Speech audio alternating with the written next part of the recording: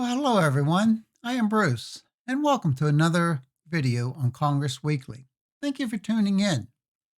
Most of the COVID section that I will cover was written by Chad Pergam, and when I cover actions by North Dakota, the majority of that section was written by Jack Davis. But I will be adding my input as well to both proposed bills. Most of this video will cover the latest COVID bill that was crafted in the Senate and then sent to the House. The House agreed to it, so it is now being written in the form of a bill. This will take some time. The goal is to have it approved before unemployment benefits run out in mid-March. At least 1/3 of businesses that are still around today say they won't survive without more COVID aid. If you are personally waiting for your stimulus check, which most of us are, that might take some time. My opinion, it won't be at least until late March at the earliest, but I have heard it could come sooner. Before diving into how the Senate came up with another proposed COVID bill, first let's take a look at what is going on in North Dakota. This was brought to my attention by a few of my viewers. Well, thank you very much. As to some history, back in 1798, James Madison thought the federal government was misusing its powers under the Constitution. He was referring mostly to executive orders, but other laws were also a concern of his. Fast forward to today, North Dakota legislators are alarmed by the number of presidential executive orders. Therefore, they plan to push back. North Dakota has introduced their House Bill 1282.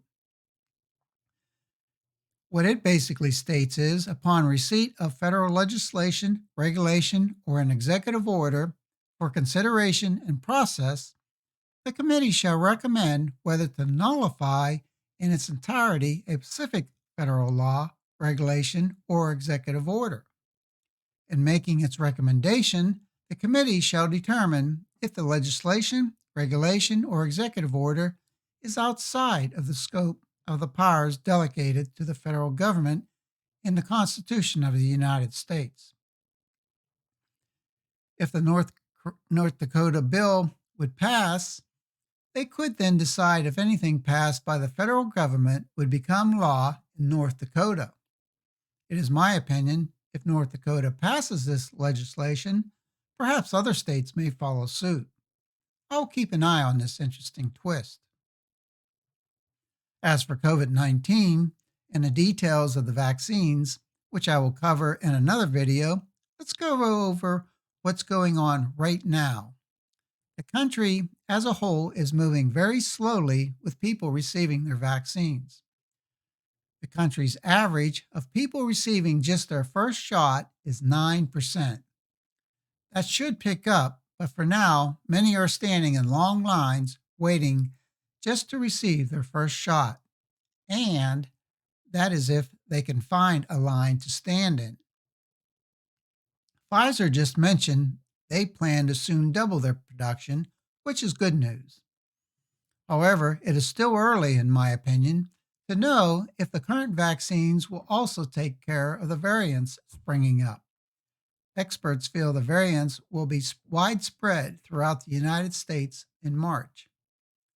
Yet in Iowa, the governor just approved removing all restrictions to wearing masks and all other restrictions that were in place. However, Des Moines and Iowa City have decided to keep the restrictions active.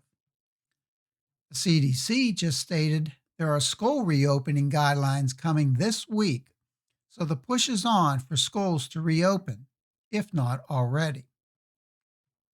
Now turning to some of the latest $1.9 trillion COVID bill process. Most people in the United States have been waiting for another COVID relief bill and stimulus check. The new Treasury Secretary, Janet Yellen, stated by providing the proposed checks to everyone and to businesses, unemployment numbers could be back to where they were by next year. Some economists feel inflation will return if this bill passes, but Secretary Yellen doesn't think so. And don't forget, she was once the Fed chairman. How this latest bill is being crafted will give you an idea of how the lack of unity within Congress isn't there, at least not yet, even though they tell the media it is. Democrats recently prepped a budget measure to help them tackle the sixth round of coronavirus legislation. I say the Democrats because the Republicans felt they were left out of the process. The Senate went into a 15-hour session that started last Thursday and went until Friday morning. Democrats have decided to tackle a budget resolution with or without the Republicans. It is called a reconciliation bill, which means it can pass with 51 votes in the Senate.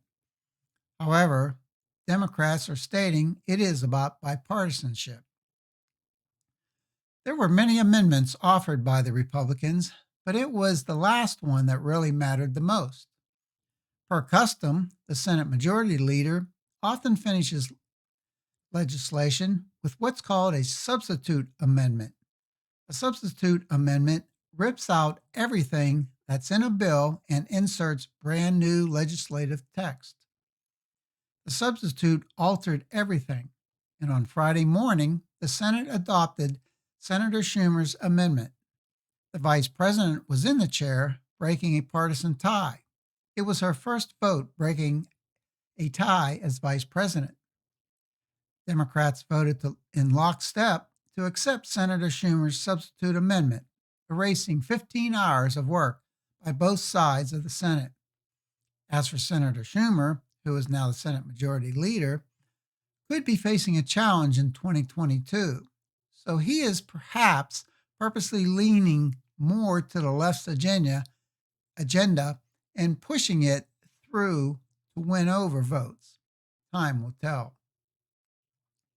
The House voted midday Friday to align with the Senate.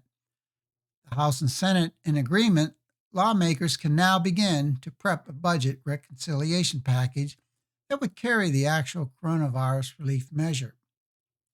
I have not seen the bill in its present state, but my speculation is the proposed higher minimum wage hike might not have made it in the bill. That is only speculation at this point. And even if it did make it in, I read it wouldn't start until possibly 2025. Since the bill isn't out yet, we just don't know all the details.